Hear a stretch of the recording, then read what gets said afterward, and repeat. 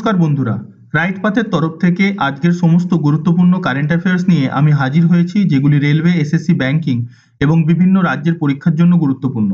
ভিডিওটিকে শেষ পর্যন্ত দেখুন, চ্যানেলটিকে সাবস্ক্রাইব করুন ও বেল আইকন প্রেস করে দিন, যাতে প্রতিদিনের কারেন্ট অ্যাফেয়ার্স আপনারা মিস না করেন। আজ আমরা আলোচনা করব 2রা ডিসেম্বরের গুরুত্বপূর্ণ কারেন্ট অ্যাফেয়ার্স। তো চলুন শুরু করা যাক। আজকের প্রথম প্রশ্ন, 53তম আন্তর্জাতিক এমি অ্যাওয়ার্ডে 2025-এর সর্বশ্রেষ্ঠ অভিনেত্রী পুরস্কার কে পেয়েছেন? ডান দিকে আপনি যা ছবি দেখতে পাচ্ছেন, এনার নাম হলো অ্যানা ম্যাক্সওয়েল মার্টিন এবং ইনি 53তম আন্তর্জাতিক এমি অ্যাওয়ার্ডসে ব্রিটিশ অভিনেত্রী হিসেবে সর্বশ্রেষ্ঠ অভিনেত্রী পুরস্কার পেয়েছেন। অভিনেত্রী অ্যানা ম্যাক্সওয়েল মার্টিন টিভি ও মুভি বা mini series until I kill you তে ডেলিয়া ব্যালামার চরিত্রের অভিনয়ের জন্য শ্রেষ্ঠ অভিনেত্রীর পুরস্কার অর্জন করেছেন। এই অনুষ্ঠানেই স্পেনের ওরিওল প্লা শ্রেষ্ঠ অভিনেতা বিভাগে পুরস্কৃত হয়েছেন। আর ভারতের অমর সিং চমকিলা এই সিনেমাটি এমি অ্যাওয়ার্ডে মনোনীত হয়েছিল, কিন্তু কোনো পুরস্কার পায়নি। তো 53তম আন্তর্জাতিক এমি অ্যাওয়ার্ডে শ্রেষ্ঠ অভিনেত্রীর পুরস্কার পেয়েছেন অ্যানা ম্যাক্সওয়েল মার্টিন। পরের প্রশ্নটি হলো, 2025 সালে এশিয়ার মধ্যে মার্কিন ডলারের বিপরীতে সবচেয়ে দুর্বল মুদ্রা কোনটি? তো 25 সালের মার্কিন ডলারের বিপরীতে সবচেয়ে দুর্বল মুদ্রাটি হলো ভারতীয় রুপি। ভারতীয় রুপির মূল্য মার্কিন ডলারের বিপরীতে 4.3% থেকে 4.6% অবমূল্যায়িত হয়েছে। এর পেছনে অনেক কারণ রয়েছে, যেমন বাণিজ্যের ঘাটতি, বিদেশ বিনিয়োগকারীদের পুঁজি তোলা, বৈশ্বিক ডলার শক্তিশালীর অবস্থান, তেলের দাম বৃদ্ধি এবং মার্কিন শুল্কের হুমকি। $1 বিপরীতে বর্তমানে ভারতীয় রুপির মান প্রায় 90-এর দোরগোড়ায় পৌঁছে গেছে। এছাড়া যে বিভিন্ন কারেন্সি এশিয়াতে আছে, যেমন রেনমিবি চায়নার, জাপানের কারেন্সি ইয়েন এবং বিভিন্ন দেশের কারেন্সি, এরা তবু ভারতের রুপিয়ার ক্ষেত্রে অনেক বেশি ভালো স্থানে আছে, কিন্তু ভারতীয় রুপির অবস্থান অনেক নিচে নেমে গেছে। পরের প্রশ্নটি হলো, ভারত শ্রীলঙ্কায় আসা ঘূর্ণিঝড় দেতোয়ার পর কোন অপারেশন চালু করেছে? তো গভর্নমেন্ট অফ ইন্ডিয়া দেতোয়া ঝড়ের পর শ্রীলঙ্কার হেল্পের জন্য অপারেশন সাগর বন্ধু শুরু করেছে। এই অভিযানে ভারতীয় নৌবাহিনী, বিমান বাহিনী আর এনডিআরএফ এর যৌথ দলের 53 টনের বেশি ত্রাণ, শুকনো ও তাজা রাশন, কম্বল, তাঁবু, কুইক মেডিকেল ইউনিট এবং উদ্ধার কর্মী পাঠিয়েছে। আইএনএস বিক্রান্ত, উদয়গিরি, সুকন্যা শ্রীলঙ্কায় পণ্য ও মেডিকেল টিম নিয়ে গিয়েছে। তো শ্রীলঙ্কার জন্য হেল্প পাঠিয়েছে সাগর বন্ধু অপারেশনের মাধ্যমে। তো শ্রীলঙ্কার রাজধানী হলো শ্রী জয়বদ্রপুরম কোট্টে এবং কলম্বো। শ্রীলঙ্কার মুদ্রা হলো শ্রীলঙ্কান রুপি। শ্রীলঙ্কার বর্তমানে রাষ্ট্রপতি হলেন অনুরা কুমার দিসানায়কে এবং বর্তমানে শ্রীলঙ্কার প্রধানমন্ত্রী হলেন হরিণী অমরসুরিয়া। পরের প্রশ্নটি হলো, কোন দেশ নারী হত্যা বা ফেমিসাইডকে আলাদাভাবে স্বীকৃতি দিয়ে যাবজ্জীবন কারাদণ্ডের বিধান করেছে? তো ইটালি নারী হত্যা বা ফেমিসাইডকে আলাদাভাবে স্বীকৃতি দিয়ে যাবজ্জীবন কারাদণ্ডের বিধান করেছে। এটি প্রথম দেশ বিশ্বের যে নারী হত্যাকে একটি যাবজ্জীবন কারাদণ্ডের সাজা শুনিয়েছে। এই আইনের মাধ্যমে লিঙ্গগত বিভেদ, ঘৃণা, বৈষম্যের কারণে নারী হত্যা করা সাধারণ হত্যার চেয়ে আলাদা হিসাবে গণ্য করা হবে এবং দোষী সাব্যস্ত হলে স্বয়ংক্রিয়ভাবে যাবজ্জীবন কারাদণ্ড হবে। এটি একটি ঐতিহাসিক মুভমেন্ট যে কোনো দেশ নারী হত্যাকে এত কঠোর শাস্তি দেয়া হয়েছে। তো এটি ইতালি করেছে। তো ইতালির রাজধানী হলো রোম। ইতালির মুদ্রা হলো ইউরো। বর্তমানে ইতালির প্রধানমন্ত্রী হলেন জর্জিয়া মেলোনি। ডান দিকে আপনি দেখতে পাচ্ছেন যে জর্জিয়া মেলোনি এবং মোদি একসাথে দাঁড়িয়ে আছেন। আপনাদের আরেকটা তথ্য আমি জানিয়ে রাখি যে নরেন্দ্র মোদি জর্জিয়া মেলোনির biography I am Giorgia, my roots my principles এই বইয়ের প্রিফেস নরেন্দ্র মোদি লিখেছেন। এছাড়াও আনন্দীবেন পটেল, যিনি গুজরাটের গভর্নর ছিলেন এবং বর্তমানে উত্তরপ্রদেশের গভর্নর, এবং হেমা মালিনী, এই দুজনেরও যে বায়োগ্রাফি তার প্রিফেস নরেন্দ্র মোদি লিখেছেন। পরের প্রশ্নটি হলো, বিশ্বের সবচেয়ে বেশি দুধ উৎপাদনকারী দেশ কোনটি?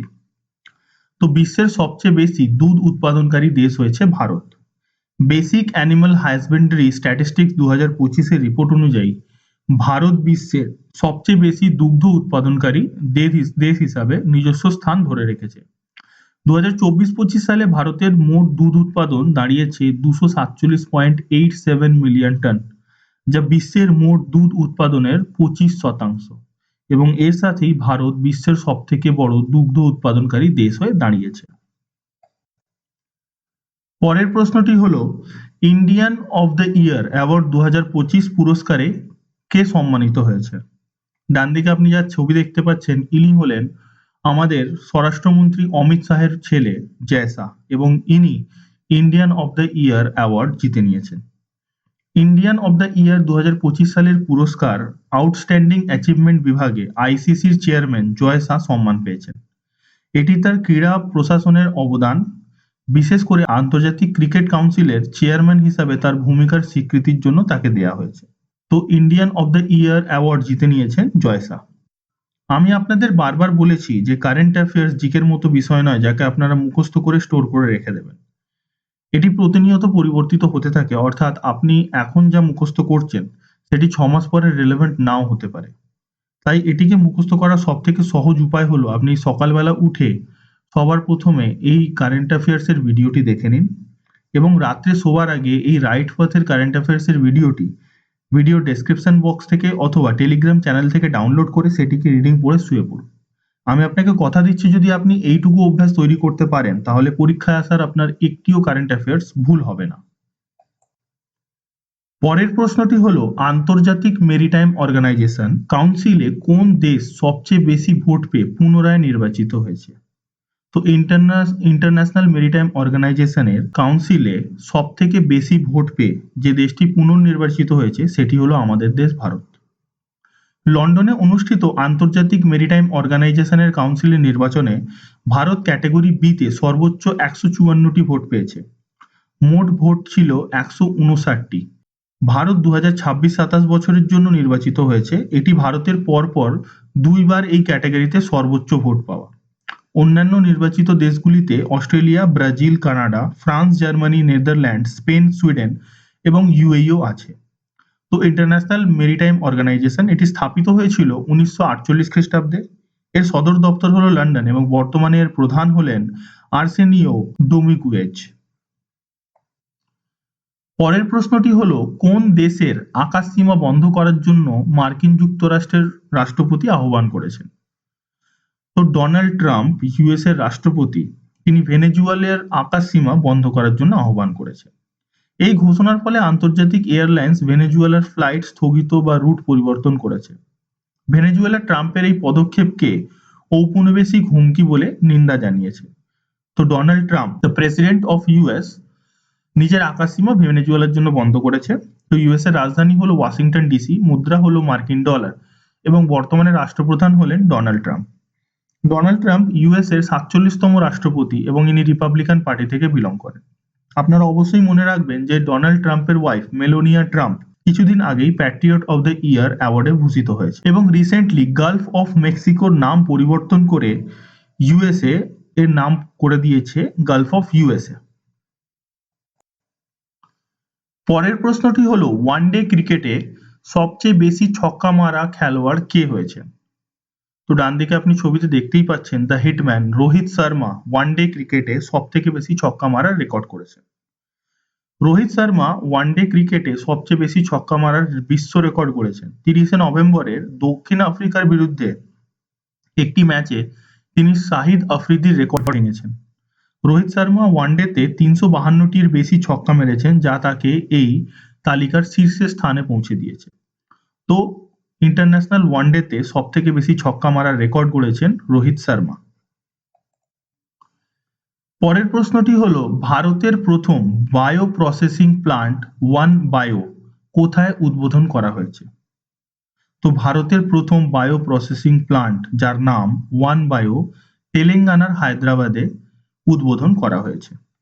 এটি তেলেঙ্গানা লাইফ সায়েন্সের ভারত সরকারের ডিপার্টমেন্ট অফ বায়োটেকনোলজি এবং তেলেঙ্গানার ইনস্টিটিউট ইনফ্রাস্ট্রাকচার কর্পোরেশন এর সহযোগিতায় পিপিপি পাবলিক প্রাইভেট পার্টনারশিপ মডেলে তৈরি করা হয়েছে। তো এটি তেলেঙ্গানায় তৈরি হয়েছে। তো তেলেঙ্গানার রাজধানী হলো হায়দ্রাবাদ। তেলেঙ্গানার মুখ্যমন্ত্রী হলেন অনুপ্রফুল্লা রেবন্ত রেড্ডি। এবং বর্তমানে তেলেঙ্গানার রাজ্যপাল হলেন জিষ্ণু দেব বর্মা।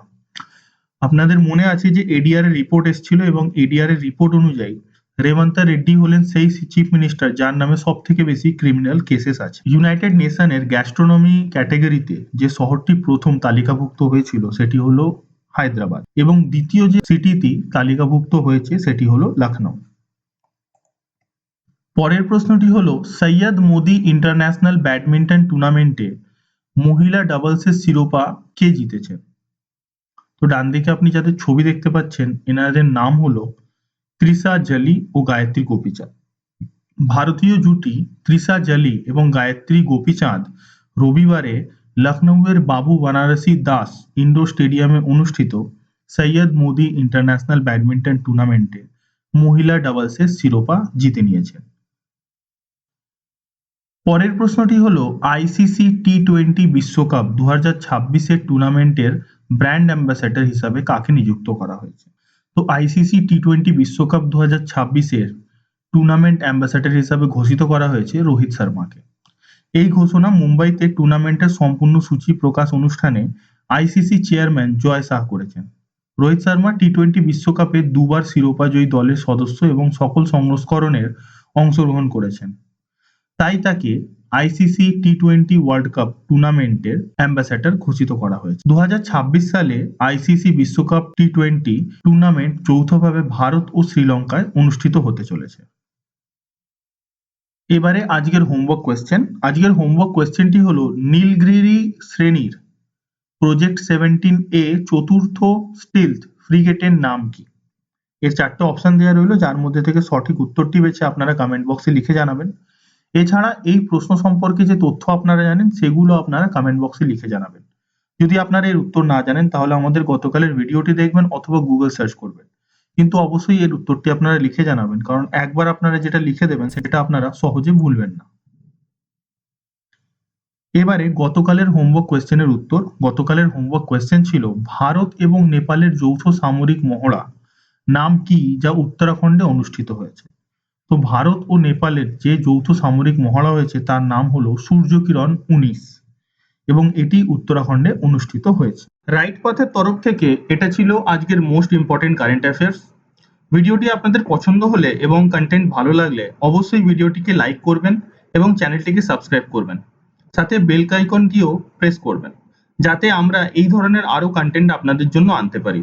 ভিডিওটি কেমন লাগলো সে বিষয়ে অবশ্যই নিজের মতামত কমেন্ট বক্সে জানাবেন এবং ভিডিওটি পছন্দ হলে নিজস্ব বন্ধুদের এডুকেশন গ্রুপে ভিডিওটি অবশ্যই শেয়ার করবেন যাতে এই ভিডিও দেখে আরো সবাই উপকৃত হতে পারে। এই ভিডিওর পিডিএফ আপনি ভিডিওর ডেসক্রিপশন বক্স থেকে ডাউনলোড করতে পারেন অথবা টেলিগ্রাম চ্যানেল থেকেও ডাউনলোড করতে পারেন। টেলিগ্রাম চ্যানেল জয়েন করার লিংক আপনি ভিডিওর ডেসক্রিপশনে পেয়ে যাবেন। এখানে এছাড়াও আপনি অন্যান্য পরীক্ষা সম্পর্কে আপডেট এবং ফ্রি কন্টেন্টও পেয়ে যাবেন। লেটেস্ট আপডেটের জন্য অবশ্যই আমাদের রাইট পাথের ফেসবুক এবং ইনস্টা পেজ ফলো করতে ভুলবেন না। ইনস্টা ও ফেসবুক পেজের লিংক আপনি ডেসক্রিপশন বক্সেই পাবেন। আজকের মতো এইটুকু, আবার কাল দেখা হবে কালকের মোস্ট ইম্পর্টেন্ট কারেন্ট অ্যাফেয়ার্স নিয়ে। নিজের খেয়াল রাখুন এবং পড়াশোনা ভালো করে চালিয়ে যান। জয় হিন্দ।